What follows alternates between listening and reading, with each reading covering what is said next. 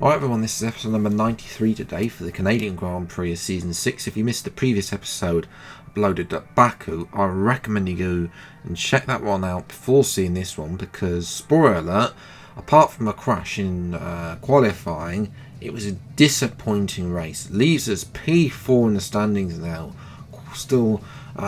We still managed to outscore though Lando Norris, who retired out that race with an engine failure as Leclerc grabbed his second win of the season.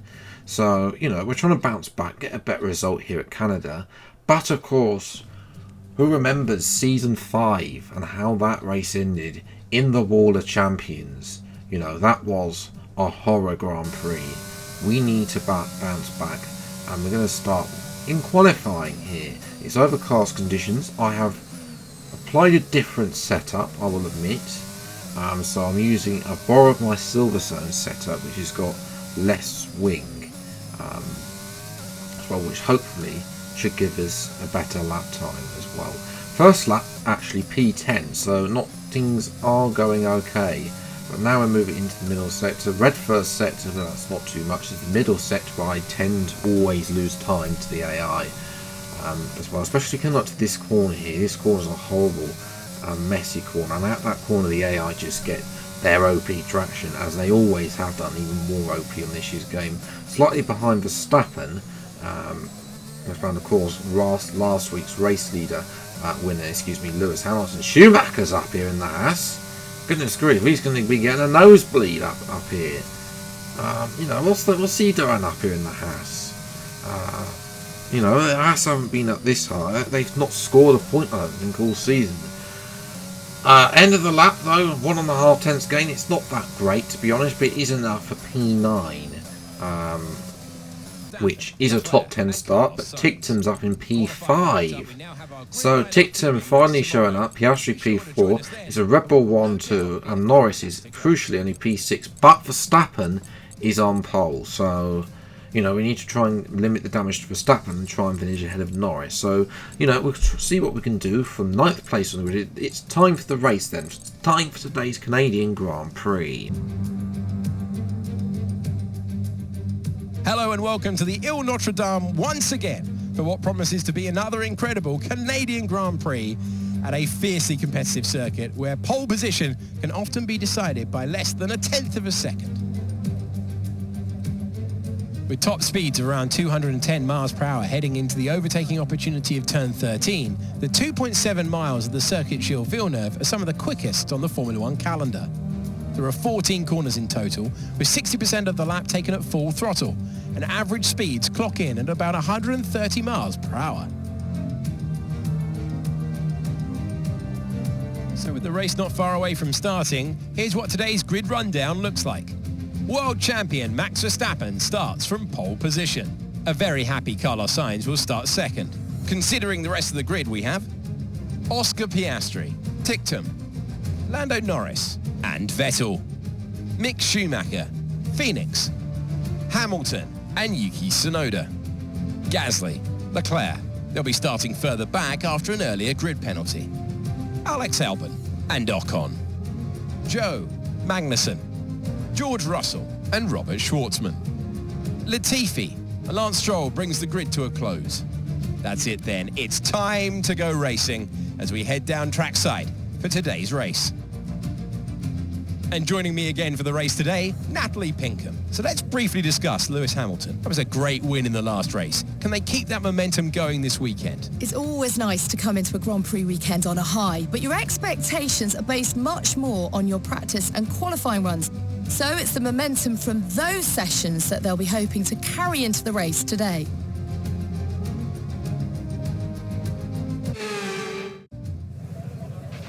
After the points finished last race, let's aim to keep that momentum going. So race strategy is going to be one stop, medium to soft, because on the delta time, medium to soft is actually faster than soft medium. By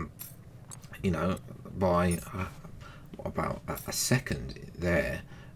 So it makes a difference to do the alternate strategy. It's a strategy that has worked well for me in the past, and it could deliver us a 4th World Championship. We'll have to wait and see about that. The 5 minute lights then, to the Canadian Grand Prix, and away we go. And it's a good start compared to Schumacher, but then of course Schumacher has that second part of the start. We're going to dive down the inside of Schumacher. We move to the outside then of Schumacher. I'm going to quick look at Vettel there in the Ferrari, but unable to get him.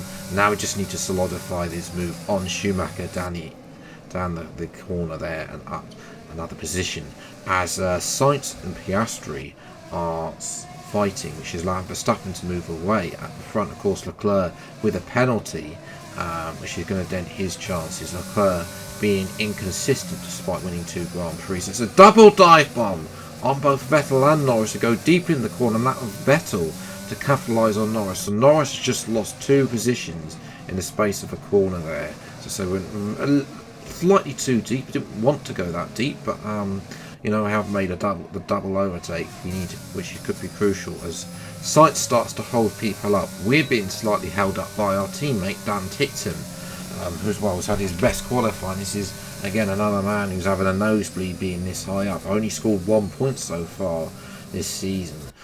You know, being disappointed, but it's an easy move with DRS.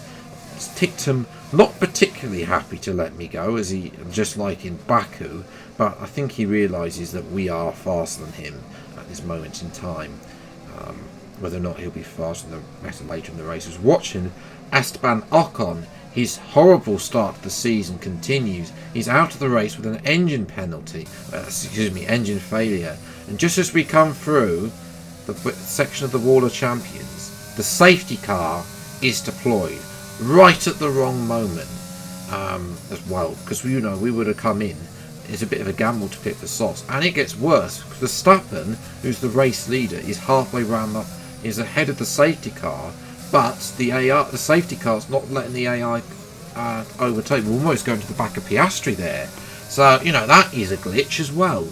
And then they get to the end of the next lap, but none of them, absolutely none of them, including Schwartzman as well, who caught up to them, has come into the pits. So it's a bit of a gamble, but I think, you know, it's a 25% race. We should be able to take these softs to the end of the race. We might have a bit of tyre wear towards the end, but you know, I don't think anyone's actually taken the soft tyre this far. Leclerc had damage on lap 1, so therefore he pitted early, which is why he's behind Latifi at this moment in time as well. But the safety car's come out. Verstappen, who was ahead of the safety car, he didn't come in either.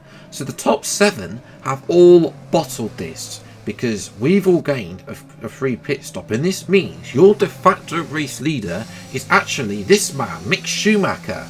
Yes, he's in 7th place, but he's pitted. He's going to the end of the Grand Prix. This is a great chance to Haas to get some big points, especially on their rivals, Aston Martin and Alfa Romeo, and even possibly likes of AlphaTauri and Alpine if they have a poor start and Haas continue with their progress. We'll have to wait and see about that. First stop of order though, after the safety car comes in, is to get Zhou Guanyu.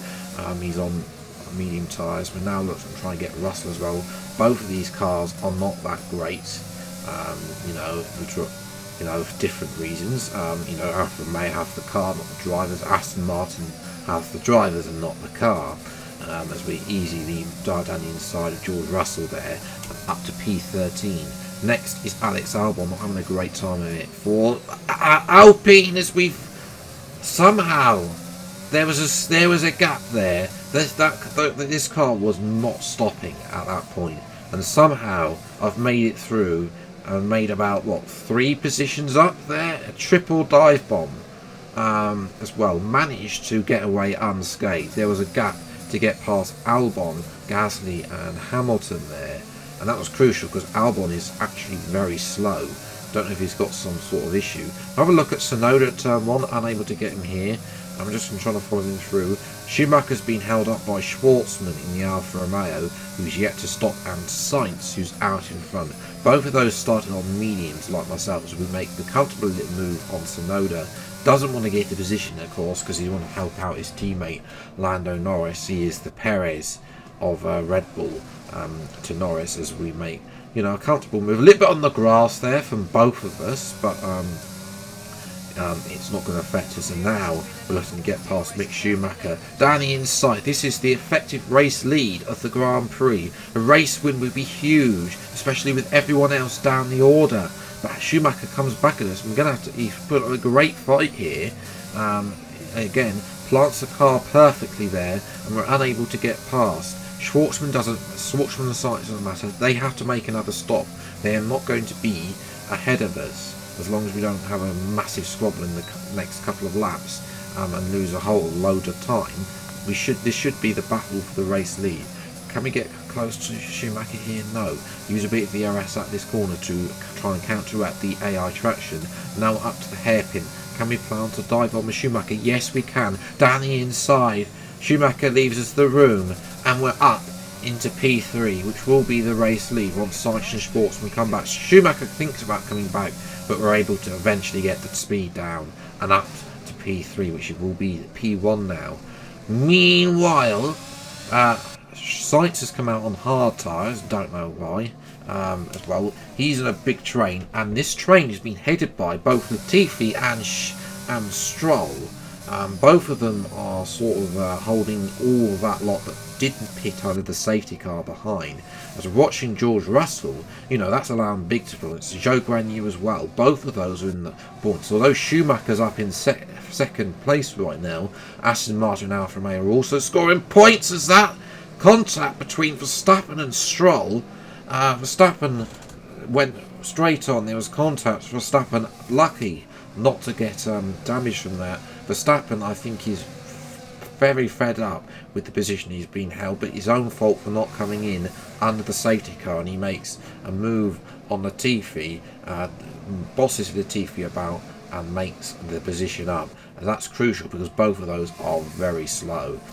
As we jump to the last lap, Schumacher at the hairpin has had a lock-up. He's gone wide. Where's Tsunoda then? It's a drag race between the Honda and the Audi powered cars, but Schumacher is able to out-traction Tsunoda for second place. We come across the line without a trouble of tyre wear for a race win, the first since Jeddah. It's been a long time coming in this season, but finally we're back on the top step of the podium once again, and that's exactly what our championship charge absolutely needed. And Mercedes have pulled off a great victory here today. Natalie Pinkham, how do you think they were able to set themselves apart today? I think the key here was just the quality of racecraft. I mean, how many overtakes did they make overall? I'm sure we have a stat person keeping score somewhere, and it was fantastic to watch, wasn't it? This is a strategic sport, but it's always really gratifying to see close-fought battles on track. It's what all the fans are after. After an excellent performance at the Grand Prix, I'm sure there'll be plenty of celebrations tonight amongst the Mercedes team, and they certainly deserve it. The celebrations will be celebrations out of Haas, their first podium in this career mode. Tsunoda as well, another podium for him. He's in the form of his life after not scoring for 5 seasons. But yes, for us, this is exactly the result our championship needed. Our rivals are scoring very little, if not no points today, as well. And we came across for the top step of the podium there. Albon, disappointing, I'd expect a bit better from the Alpine there. Verstappen did get P10 and fastest lap in the end, away from me, so he gets 2 points. So, yes, but Norris failed to score. He got stuck behind Latifi in the end. Piastri, Ticktum, Vettel all failed to score as well. And as a result, we're back actually level on points at the top of the championship with Lando Norris. Both of us on 101 points. Verstappen and Leclerc are 10 and 13 points back. Constructors, we've jumped back in front of Ferrari, but it's looking at Haas jump up to P8. If they get a few more good results, like they did in Season 4, then they could be a serious challenge for Alpine, because Alpine were woeful today. Yes, Albon got a P4, but they looked terrible. They looked at no pace. Considering the cars that were ahead of them, they should have Albon should have at least overtaken Schumacher and Tsunoda, and possibly even challenged me at the end as well, because my tyres were going off at the end. You know, they were only 40% worn. They're not like puncture territory or anything, but they're not the best, you know, sliding about a bit. So yes, we're back on top, courtesy of a third place finish at China, actually. You know, compared to Lando's 2 first place finish, and obviously a sprint victory as well.